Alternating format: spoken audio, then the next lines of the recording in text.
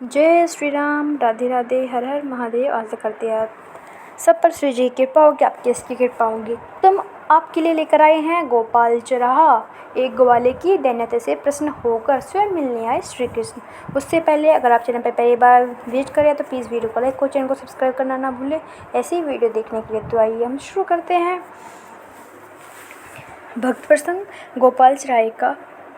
पहले ऐसा होता था कि यदि कोई व्यक्ति सबकी गायें चराता तो गांव के लोग उसके घर अन्न भिजवाते देते थे और अपनी गायें उसे चराने के लिए दे देते थे। ऐसे व्यक्ति को ग्वाला या चराहा कहा जाता था। वह सैकड़ों लोगों की गायें चराता था और उसके घर अन्न व अन्य आवश्यक सामग्री भिजवा दी जाती थी।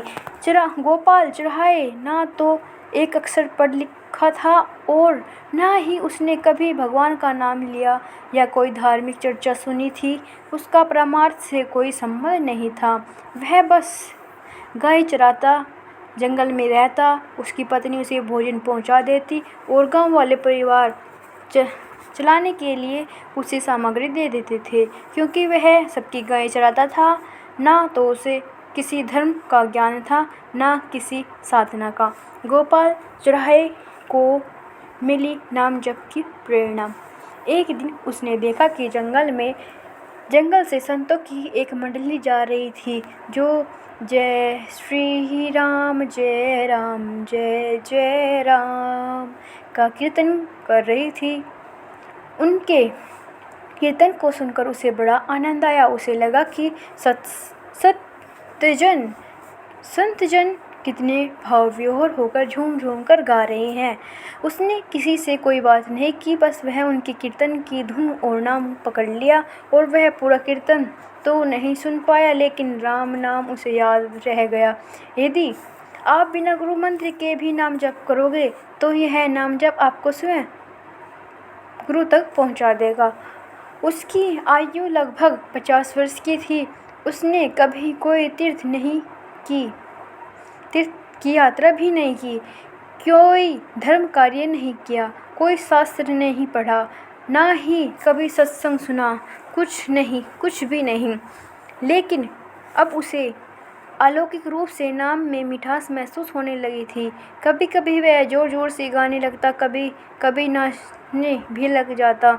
जब वह इस तरह नाचता गाता तो आसपास के लोग उसका उपहास करते थे।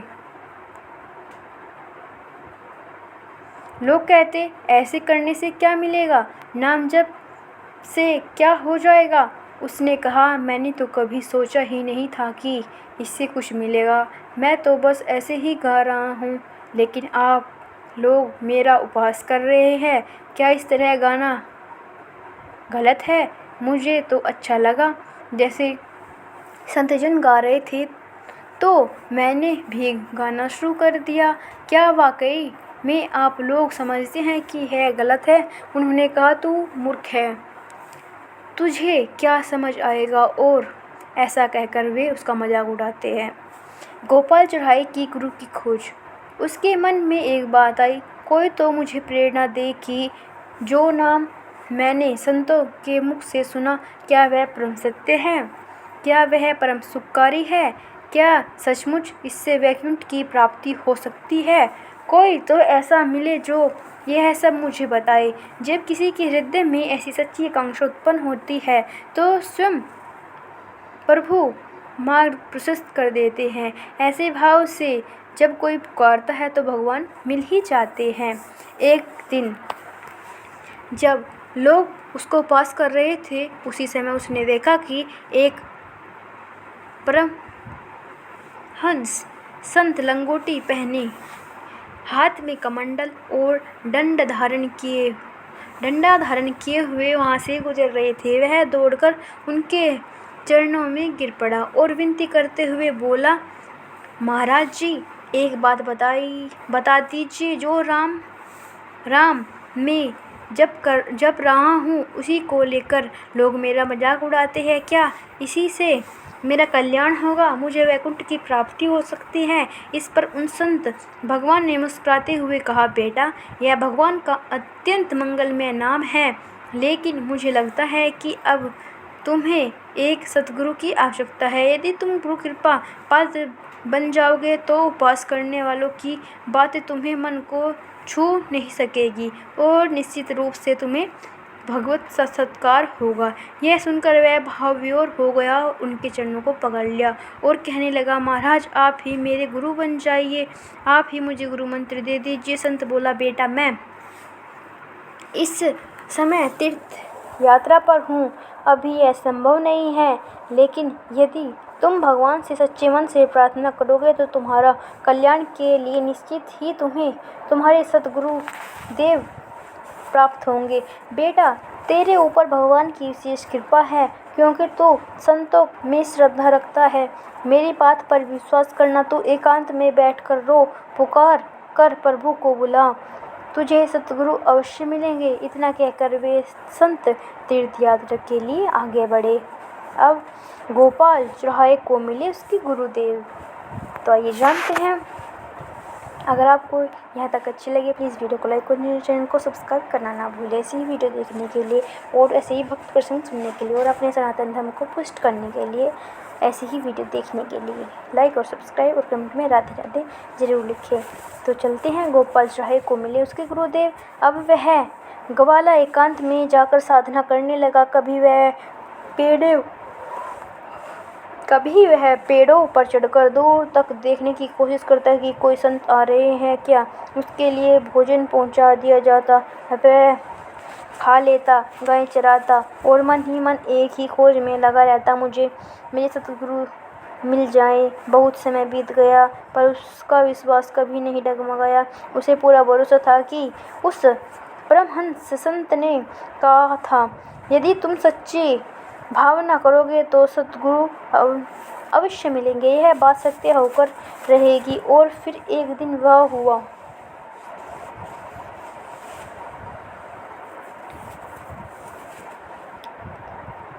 एक दिन जब उसका उपवास कर रहे थे तो उसी समय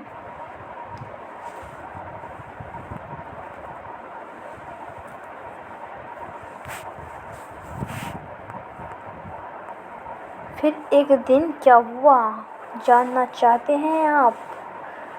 अभी बताएंगे। फिर एक दिन क्या हुआ? संत ने उत्तर दिया था कि विश्वास नहीं डगमगाया। समय बीत गया पर उसका विश्वास कभी नहीं डगमगाया। उसे पूरा भरोसा था कि जैसे उस परम हंस संत ने कहा था, यदि तुम सच्ची भावना करोगे तो सतगुरु अवश्य मिलेंगे। वह बात सत्य होकर ही रहेगी। और फिर एक दिन वही हुआ। एक तेजस्वी महात्मा तीव्र गति से उसकी ओर आते दिखाई दिए। उन्हें देखते ही उसके मन में यह बात उठी कि ये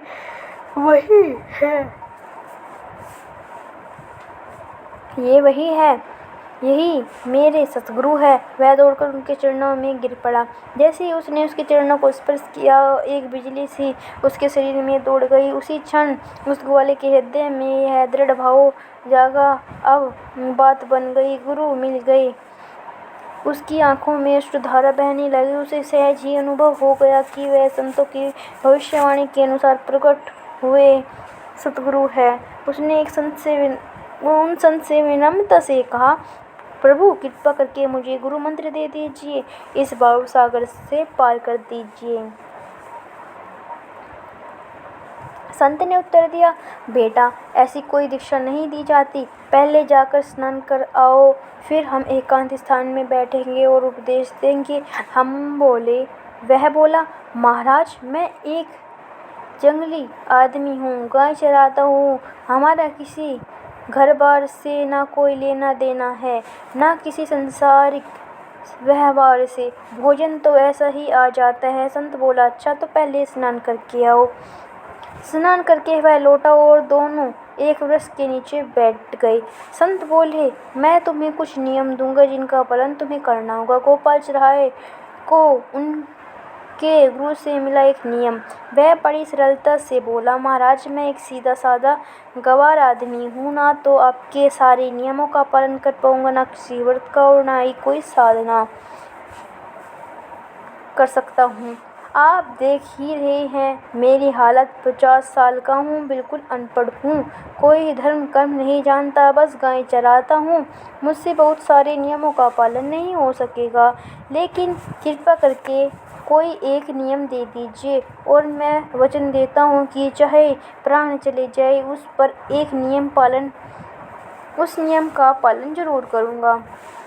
गोपाल की सरलता और दृढ़ निष्ठा को देखकर वे संत भगवान अत्यंत प्रसन्न हुए। उन्होंने स्नेहपूर्वक कहा, तुझे एक नियम देता हूँ, हमारे आराध्य श्री कृष्ण और आज से तेरे भी आराध्य गोविंद होंगे।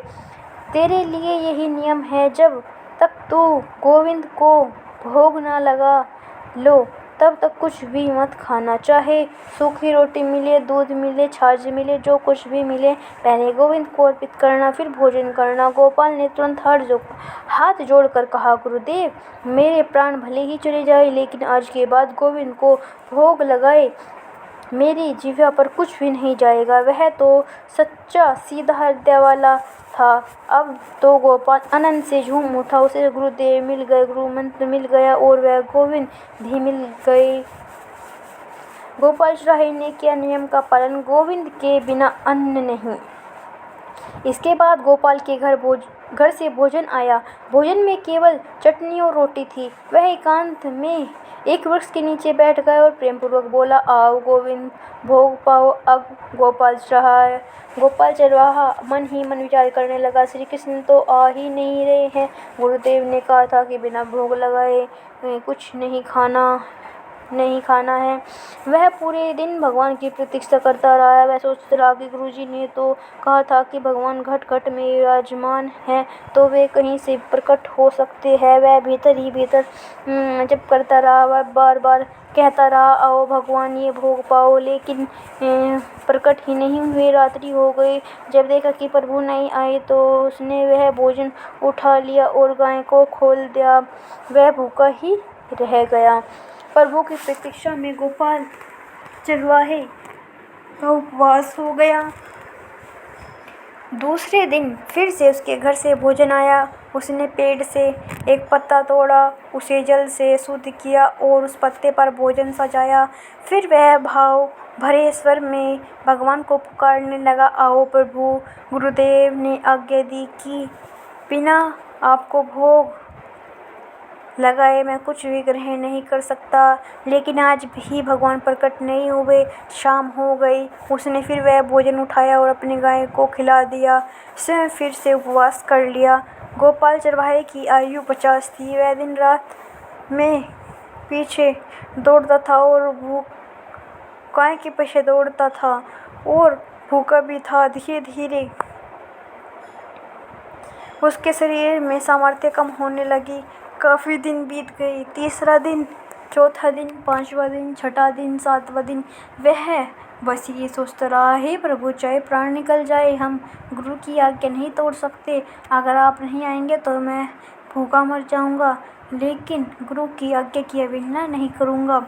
शरीर की दुर्बलता, लेकिन गोपाल चरवाहे की निष्ठा में कमी नहीं।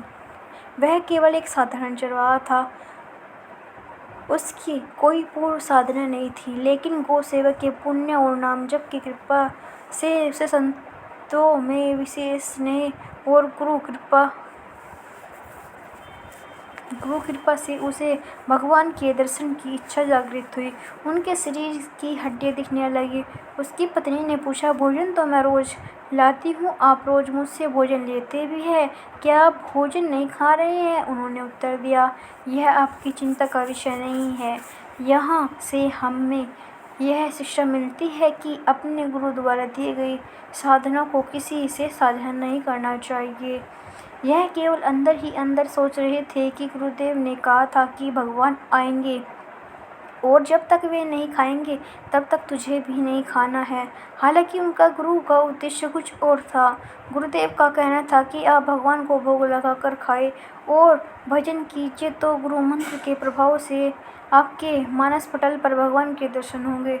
लेकिन गोपाल सीधा साधा आदमी था, इसलिए उसने यह समझा कि जब तक भगवान खुद नहीं खाएंगे तब तक मुझे भी कुछ नहीं खाना है।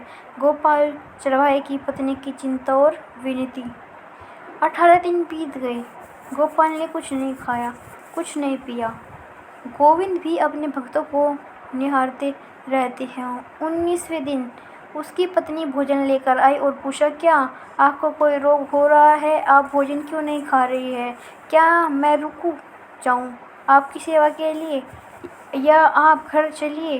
गोपाल ने उत्तर नहीं दिया, बस कहा, आप घर जाइए, मैं ठीक हूँ। फिर उसने पेड़ से एक पत्ता लिया, उस पर जल छिड़का और भगवान से कहा, आओ भोग पाओ। शाम हो गई और फिर वह भोजन गाय को दे दिया। वह विचार करने लगा कि अब तो मुझे मरना ही है। मेरे जैसे अधम के पास भगवान तो नहीं आएंगे, वे तो भगवान हैं, लेकिन मैं अपने गुरु के वचन को नहीं तोड़ सकता। मर जाऊंगा लेकिन गुरुदेव के वचनों का पालन जरूर करूंगा। 27 दिन बीत गए। उसने कुछ भी नहीं खाया। ना चलने की शक्ति थी, ना पत्ता लाने की, ना जल छिड़कने की। जिस पात्र में उसकी पत्नी ने भोजन लाया, वह लेटे लेटे ही उसे खोला और कहा, प्रभु, मुझे पता है कि आप इस शरीर से नहीं मिलोगे। आप जान ले, मैं अपने गुरु की आज्ञा का उल्लंघन नहीं करूँगा। उनकी दशा देखकर पत्नी ने कहा, अब तो आप कहेंगी भी तो मैं वापस नहीं जाऊंगी। आपकी स्थिति मुझसे देखी नहीं जा रही है। गोपाल ने इशारे से कहा, बस आज तुम चली जाओ, आज भर के लिए जाओ, फिर कल से तुम्हारी इच्छा। उसने महसूस किया कि शायद प्राण निकल जाएंगे।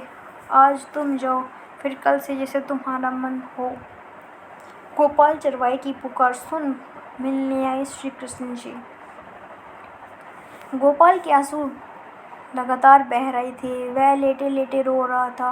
धीरे से उसने भोजन का पात्र खोला, भोग को प्रभु को अर्पित करते हुए भीतर ही भीतर कहा, प्रभु, अब तो स्वयं आकर इस भोग को ग्रहण कर लो, या मुझे अपने धाम बुला लो। वह मुझे अपने हाथों से खिला देना, यह मेरा अंतिम भोग है। तभी उसे एक स्वर सुनाई दिया, गोपाल। उसने चौंक कर आंखें खोली और जैसे ही दृष्टि हटी, वह पीताम्बर वही, मोर मुकुट वही, मुरली वही, करधनी वही, नूपुर की झनकार वही, ललित त्रिभंगी रूप जैसे गुरुदेव ने बताया था, वैसे ही अनुपम सौंदर्य लेकर प्रभु श्री कृष्ण गोपाल के समक्ष खड़े थे।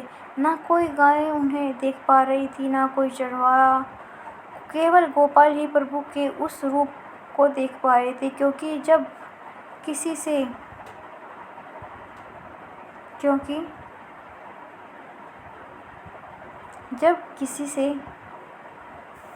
क्योंकि भगवान जब किसी से मिलते हैं तो पहले उसे दिव्य दृष्टि प्रदान करते हैं। उससे ने सामने देखा, श्री कृष्ण खड़े हैं, वही ललित त्रिभंगी रूप, वही अनुपम सौंदर्य, वही दिव्य आभा जिसका कोई वर्णन संभव नहीं है।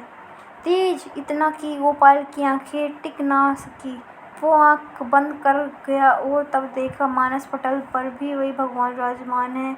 फिर आंखें खोली तो प्रभु सामने साक्षात खड़े थे। गोपाल चरवाहे की प्रभु से विनती। गोपाल ने कांपते हुए संकेत किया, प्रभु, मुझसे ना होगा, मैं तो लाचार हूँ, आप कृपा करके निकट आ जाइए। प्रभु ने वह इशारा पढ़ लिया और उसी क्षण स्वयं गोपाल के समीप आ गए। गोपाल ने अपने अश्रुपूर्ति नेत्रों से प्रभु को देखा और फिर झुंझलाकर अपने मस्तक को प्रभु के चरण में रख दिया। आंखों से बहते आंसू अब प्रभु के चरण धो रहे थे। प्रभु ने उसे उठाया और अपने हृदय से लगा लिया। उसी क्षण गोपाल का कृष्ण शरीर पुष्ट हो गया। उसके अंदर बाहर का सारा दुख समाप्त और क्लेश समाप्त हो गया। भगवान बोले, प्यारे गोपाल, अब तू रो मत। देख, मैं तेरे नाम में पंगी हुई जो सूखी रोटियां है अभी पाता हूँ। भगवान बैठ गए और उसके घर की जो रोटी थी उसे पाने लगे। प्रभु बोले, गोपाल, मुझे त्रिभुवन का कोई भी भोग प्रश्न नहीं कर सकता। मैं ऐसे ही प्यार भरे अन्न की चाह रखता हूँ। जो सच्चे हृदय से मुझे पुकारता है, मैं अवश्य उसको मिलता हूँ। जो प्रेम पूर्वक मुझे खिलाता है, मैं अवश्य उसका भोग पाता हूँ। मैं किसी भी वस्तु का भूखा नहीं हूँ। अब तेरे जीवन का कोई भी दुख का लेश नहीं रहेगा। अब तू अब घर जा तू अब घर जा। अब किसी की गाय चराने की जरूरत नहीं है।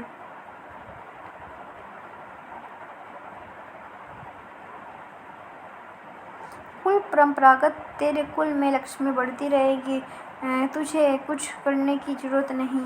गोपाल समझा ही नहीं पाया और भगवान हंसते हंसते अंतर्ध्यान हो गए। अभी गोपाल मन भर के प्रभु को देख भी नहीं पाया और कुछ कहा भी नहीं पाया था और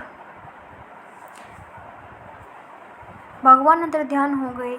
अब तो वह चिल्ला चिल्ला कर रोने लगा और विवश होकर आंखें बंद की तो देखा कि भगवान उसके मनस्पटल पर छाए हुए थे। वह राजी हो गया कि अब तो मेरे प्रभु ऐसी जगह विराजमान हो गए हैं जहाँ कोई देख भी नहीं पाएगा और हम रोज उनसे बात करेंगे और रोज उनका दर्शन करेंगे। गोपाल चरवाहे के जीवन से हमारे लिए क्या सीख है? गोपाल एक गांव का एक गाय चराने वाला था। उसने ना तो किसी धर्म कर्म का ज्ञान था, ना भक्ति का और ना ही शास्त्रों का। फिर वह भगवान उससे मिलने आए और उसे हृदय से लगा लिया। भगवान की दैन्यता बहुत ही प्रिय है। जो सतगुरु की आज्ञा का पालन करते हैं उनमें दैन्यता निश्चित रूप से आ जाती है और अहंकार गलित हो जाता है। भाई जी हनुमान प्रसाद जी कहते हैं, प्रभु बुद्धि बना दो जो बहुत अधिक बुद्धि, क्योंकि ये किसी भी काम की नहीं है। जय श्री राम। का कोई दोबारा से बताती है, यह जो बहुत अधिक बुद्धि चलती है ना, इसकी कोई आवश्यकता नहीं। प्रभु हमारे हैं, हम प्रभु के हैं। नाम जप करें, प्रभु का आश्रय लिए और भगवत प्राप्ति निश्चित है।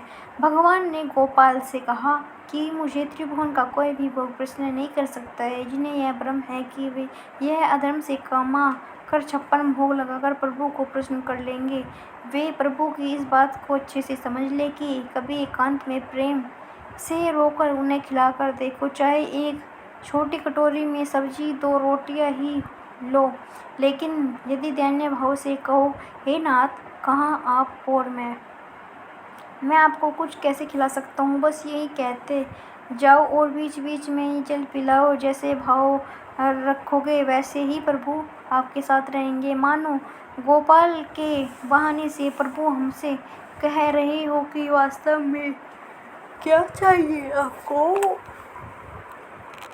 क्या चाहिए।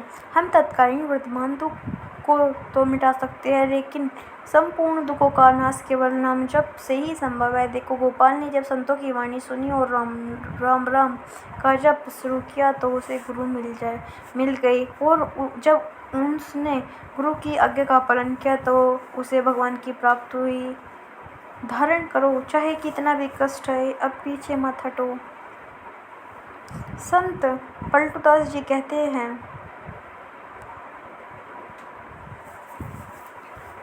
कि सत्यों की वाणी का आज्ञा का पालन करना चाहिए। अब हम जानेंगे कि 1 करोड़ नाम का फल क्या।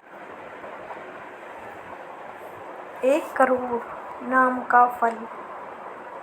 संत पलटूदास जी कहते हैं कि 1 करोड़ नाम जप करने के बाद नाम रूपी दीपक से शरीर रूपी महल प्रकाशित हो जाता है। इससे शरीर परम पवित्र और निष्पाप बन जाता है। 1 करोड़ नाम जपने के पश्चात रजोगुण तमोगुण का नाश हो जाता है और हर समय शुद्ध सतोगुण की स्थिति बनी रहती है। शुद्ध सतोगुण की अवस्था में हर समय भगवान का भजन होता रहता है। इसके आगे रोग उत्पन्न करने वाले जितने भी पापों के बीज होते हैं वे सभी नष्ट हो जाते हैं। यदि कोई रोग पहले से हो तो उसे सहने की सामर्थ्य प्राप्त हो जाती है। तब तत्काल उसके भीतर भगवान का प्रभाव फूट पड़ता है और वह उन भावनाओं में डूबा रहता है। स्वयं प्रेम से बड़े बड़े देवता ऋषि मुनि संत और भक्त मिलते हैं और उनसे वार्तालाप भी करते हैं। ये होता है 1 करोड़ नाम जप का फल। कोई व्यक्ति 2 करोड़ नाम जप करता है तो उससे क्या होगा? 2 करोड़ नाम जपने पर क्या होगा? आइए जानते हैं। जैसे ही 2 करोड़ नाम जप की संख्या पूरी होती है, धन का जो अभाव था वह समाप्त हो जाता है। मनुष्य के भीतर जो भाव रहता है, मैं ऐश्वर्यवान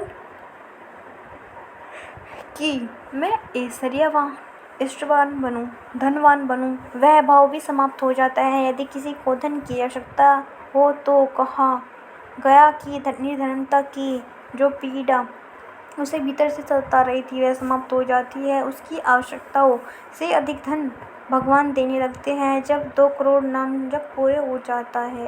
2 करोड़ नाम जप करने वाला साधक के भीतर धन से चाह समाप्त हो जाती है। भगवान 2 प्रकार से चाह की पूर्ति करते हैं। एक तो चाह को समाप्त करके अचाह इच्छा रहित कर देते हैं और दूसरा इतना धन दे देते हैं कि उसे चाह एवं भाव भी समाप्त हो जाता है। यदि किसी को धन की आवश्यकता हो तो कहा गया है कि निर्धनता की जो पीड़ा उसे भीतर से सता रही थी वह समाप्त हो जाती है। उसकी आवश्यकताओं से अधिक धन भगवान देने लगते हैं जब 2 करोड़ नाम जप पूरी हो जाता है। 2 करोड़ नाम जप करने वाले साधक के भीतर से धन की चाह समाप्त हो जाती है। भगवान 2 प्रकार से चाह की पूर्ति करते हैं। एक तो चाह को समाप्त करके अचाह इच्छा रहित कर देते हैं और दूसरा इतना धन दे देते हैं कि उसे चाह से अचाह की अवस्था आ जाती है। दैन्यता, दुख और भटकाव यह सब समाप्त हो जाता है। दरिद्रता के जीवन जितने भी उपद्रव होते हैं वे सभी समाप्त हो जाते हैं। उसके जीवन में केवल सुख ही सुख छा जाता है। सारी अनुकूलताएं उसे घेर लेती हैं। सारे वैभव उसकी ओर आकर्षित हो जाते हैं। यह स्थिति ऐसी होती है जैसे समुद्र कभी नदियों को बुलाता नहीं, फिर भी नदियाँ दौड़ती हुई समुद्र के में समा जाती है। उसी प्रकार 2 करोड़ नाम जप करने से वाले साधक के पास सुख और समृद्धि स्वयं चली आती है। जानेंगे 3 करोड़ नाम जप का फल क्या होता है। 3 करोड़ नाम जप करने वाले का हृदय अत्यंत पवित्र हो जाता है। जो पहले असाध्य लगता था, जैसे काम वासना को छोड़ना, क्रोध पर नियंत्रण पाना, वह सब साध्य होने लगता है। जो वह चाहता है वह होने लगता है। यह 3 करोड़ नाम जप करने वाले साधक की विशेष स्थिति होती है। ऐसे साधक जो संसार प्रेम करना लगता है, जब उसका 3 करोड़ नाम जप पूर्ण हो जाता है तो संसार उसे उसी प्रकार स्नेह करता है जैसा एक सगा भाई अपने सगे भाई से करता है। उसका बल्कि उससे भी अधिक घनिष्ठता से पूर्ण संसार उसे प्रेम पूर्वक देखने लगता है। जिसके पास 3 करोड़ नाम रूपी धन संचित हो जाता है, ये परिणाम होता है। अब संख्या बढ़ाकर कर देते हैं हम 4 करोड़। 4 करोड़ नाम जप से भीतर भगवत स्फूर्ति होने लगता है। अब मान अपमान, लाभ हानि, सुख दुख और अन्य सभी द्वंद्वों का उसका हृदय पर कोई प्रभाव नहीं पड़ता। जब 4 करोड़ नाम पूर्ण होता है तब साधक का हृदय परम पवित्र हो जाता है। ऐसी स्थिति में कोई भी बाधा, चाहे लौकिक हो या परलौकिक, बाहरी हो भीतरी, उसे स्पर्श नहीं कर सकती। उसे अपने नित्य स्वरूप को बोध हो जाता है कि मैं नित्य हूँ, यह शरीर और संसार अनित्य है। इसके लिए उसे वेदांत पढ़ने की भी कोई आवश्यकता नहीं पड़ती। केवल 4 करोड़ नाम जप से ही यह ज्ञान जागृत हो जाता है। ऐसे प्राणी को नित्य के बोध का अपूर्व सुख मिलता है। कायिक शरीर, वाचिक वाणी से और मानसिक सभी प्रकार से दुख समाप्त हो जाते हैं। उसके शरीर विकार, मन विकार और वाणी विकारित हो जाती है। उसका जीवन आनंद में बन जाता है। 4 करोड़ नाम जप के परिणाम उसे अपने स्वरूप का बोध और निर्विकार स्थिति प्राप्त होती है। 5 करोड़ नाम जप का फल देखते हैं।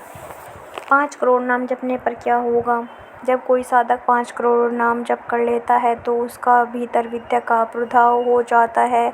जो ज्ञान शास्त्रों में लिखा है वह उसकी वाणी से स्वयं प्रकट होने लगता है। यदि वह संसार की कामनाएं करता है तो जो भी चाहे वह उसे प्राप्त हो जाता है। 5 करोड़ नाम जप करने वाला पुत्रहीन भी पुत्रवान हो जाता है और अल्पायु भी आयुष्मान हो जाता है। यदि कोई मूर्ख होता है तो वह महान विद्वान हो जाता है और शास्त्रों का ज्ञाता बन जाता है। यदि कोई उसे द्वेष करता है तो वह उस व्यक्ति के इसके सामने झुकने को विवश हो जाता है। जो कुछ वह चाहता है वह उसे सहज ही प्राप्त होने लगता है। 6 करोड़ नाम जपने पर क्या होगा? जैसे ही कोई साधक 6 करोड़ नाम जप करता है वह 6 शत्रु काम, क्रोध, लोभ, मोह, मद, मत्सर पर विजय प्राप्त कर लेता है। उसे अपने स्वरूप का बोध हो जाता है और उसके जीवन में अपार धन संपत्ति तथा देव देवताओं और महापुरुषों के दर्शन होने लगते हैं। यह सब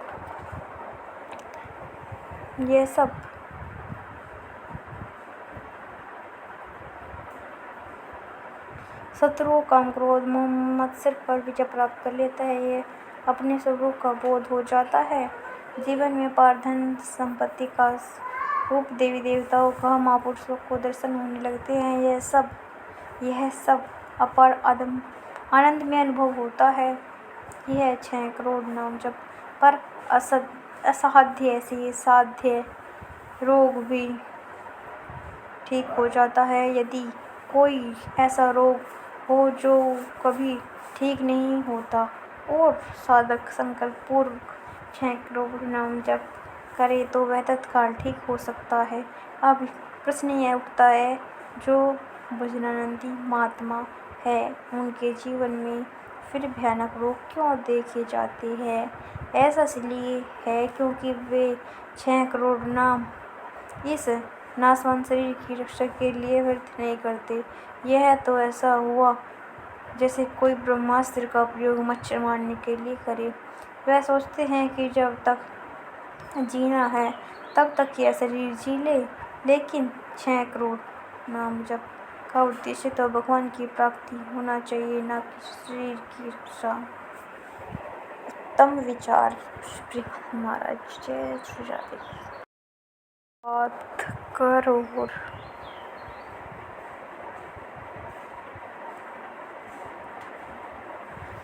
7 करोड़ नाम जपने पर क्या होगा? जब कोई साधक 7 करोड़ नाम जप कर लेता है तब त्रिभुवन की कोई भी कामना उसे आकर्षित नहीं कर सकती। चाहे वह इस लोक की हो, वह स्वर्गलोक की अप्सरा हो या ब्रह्मलोक की कोई देवी, उसके भीतर परम पवित्र भाव जागृत हो जाता है जिसकी कामिनी में के प्रवेश की कोई संभावना नहीं रह सक जाती। ऐसी स्थिति में ना भारी से भारी प्रतिकूलता, ना अत्यंत अनुकूलता कुछ भी उसे भगवान के नाम से वंचित नहीं कर सकती। 7 करोड़ नाम जप वाला साधक उस गाढ़ और घनीभूत नाम रस में डूबा रहता है जहाँ समस्त विश्व की अप्सराएं भी एक साथ प्रयास करें तो भी मोहित नहीं कर सकती है। ये होता है 7 करोड़ का फल। राधे राधे। 8 करोड़ नाम जपने पर क्या होगा? जब कोई साधक 8 करोड़ नाम जप कर लेता है तो मृत्यु का भय पूर्णतः समाप्त हो जाता है। यद्यपि वह दीर्घ आयु होता है क्योंकि भगवान के नाम जप से कारण मृत्यु का नाश हो जाता है, लेकिन उसका शरीर से कोई संबंध नहीं रह जाता। वह आत्म स्वरूप में स्थिर हो जाता है और आत्म सिंहासन पर हर समय विराजमान रहता है। जिसका 8 करोड़ नाम जप पूर्ण हो जाता है वह पूर्ण आत्मज्ञानी महापुरुष बन जाते हैं। वह शरीर, संसार, लोभ, व्यवहार, काम, क्रोध, मोह, मद और मत्सर इन सब से प्रेय होकर निर्विकार प्राण स्वरूप हो जाता है। राधे राधे। करोड़ नाम जप से क्या होगा? जब साधक 9 करोड़ नाम जब पूर्ण हो जाते हैं तब उसे नाम का अधिष्ठात्र देवता साक्षात उसके सम्मुख प्रकट हो जाता है। जब कोई राम राम जपता है तो स्वयं श्री राम प्रकट हो जाते हैं। राधा राधा का जप करने पर श्री राधा सामने आ जाती है। गिनती करके जपने का उपाय है और दूसरा उपाय है कि आप निरंतर नाम जपते रहे। जब संख्या पूर्ण हो गई तब भगवान का साक्षात्कार अपने आप हो जाएगा। अब गिनती कौन करे जिन्हें गिनती आती है वे गिन सकता है, लेकिन हम तो प्रभु से कहते हैं जब हम करें गिनो तुम। वाह! जिन्हें गिनती आती है वो गिन सकता है, लेकिन हम प्रभु से कहते हैं जब हम करें गिनो तुम। हे प्रभु, हमें विश्वास है कि तुम संख्या में बेईमानी नहीं करोगे और हम जपने में कोई बेईमानी नहीं करेंगे। रात दिन निरंतर नाम जपो। आज देखो हर और हाय हाय पीड़ा समस्याएं हैं। इन सब से मुक्ति चाहिए तो बस भगवान के नाम को पकड़ो और जपते जाओ। देखो क्या क्या नहीं मिलेगा। नाम रूपी अमूल्य धन को भूलकर लोग थोड़े से पैसे थोड़े से सुख के पीछे कल छल कपट में भटक रहे हैं। क्या इनमें कभी विश्राम मिल सकता है? 9 करोड़ नाम जप करने वाले साधक को भगवान का सद्गुण साक्षात्कार होता है। जब कोई पूछा भगवान कितने में मिलते हैं तो उत्तर दो 9 करोड़ नाम जप में।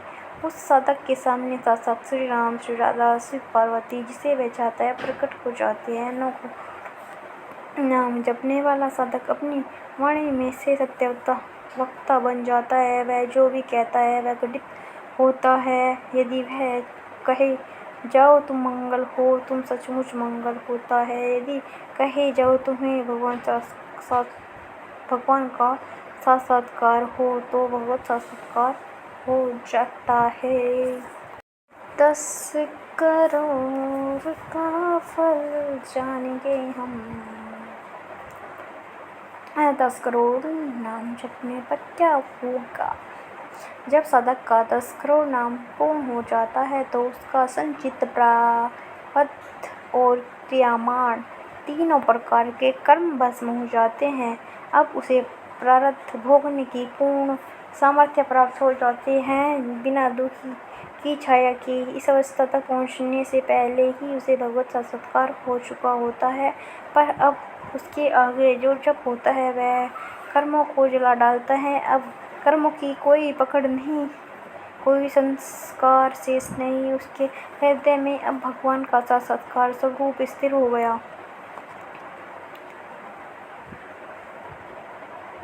वह आत्मस्वरूप में स्थित आनंदमय और मुक्त है।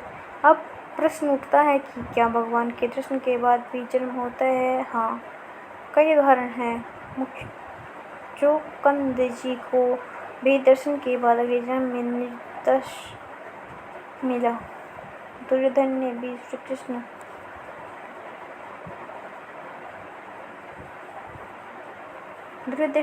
कृष्ण के दर्शन किए थे। कई जनों को दर्शन हुए, पर जब दर्शन के बाद भजन नहीं हुआ तो जन्म का चक्र चलता रहा। इसलिए भजन कभी नहीं छोड़ना चाहिए। 10 करोड़ नाम जपने के बाद साधक के कायिक, मानसिक, रूपवाचिक सभी प्रकार के कर्म समाप्त हो जाते हैं। अब ना कोई संसार शेष है, ना पुनर्जन्म की कोई आवश्यकता। वह भगवान स्वरूप में स्थित है। आत्म साक्षात्कार के साथ इस अवस्था के बाद प्रकट हो जाता है भाव देह का प्रादुर्भाव। 11 करोड़ जब साधक 11 करोड़ नाम का जप पूर्ण कर लेता है तब उसका लाभ का कोई अर्थ ही नहीं रह जाता। जो कुछ भी संसार, वेदांग, योग, भक्ति, ज्ञान, तप से लाभप्रद माना जाता है वह सब उसके सम्मुख पहले से ही सुलभ होता है। भक्ति की अनवद्य अवस्थाएं, ज्ञान की अष्टभूमिकाएं, योग की 8 सिद्धियां, लौकिक और पारलौकिक सुख और सभी प्रकार की सिद्धियां सभी उसे सहज से प्राप्त हो जाती है। अब वह साधक केवल प्राप्ति की दिशा में नहीं चलता, बल्कि वह स्वयं प्रदान करने वाले, लीलाओं में रमण करने वाले बन जाता है। वह चाहे तो गोकुल की लीलाएं देखे, चाहे वह अयोध्या की राम कथा में प्रवेश करे या फिर काशी में शिव तत्व की लीला का अनुभव करे, सभी दिव्य लीलाएं समय काल से परे होकर उसे भीतर ही प्रकट होने लगती है। राधे राधे। शुरू करते हैं 12 और अंतिम। क्या होता है 12 करोड़ नाम जपने पर क्या होगा? जब कोई साधक 12 करोड़ बार भगवान का नाम जप चुका होता है, तब उस भगवान स्वयं उसका नाम जप के अधीन हो जाते हैं और उसके पीछे पीछे डोलते हैं। 13 करोड़ नाम जपने पर क्या होगा? 13 करोड़ नाम जप करने वाला साधक न केवल स्वयं मुक्त हो जाता है, बल्कि दूसरों को भी मोक्ष प्रदान कर सकता है। वह किसी भी पापी जीव को भी मोक्ष दे सकता है। अब देखेंगे निष्कर्ष।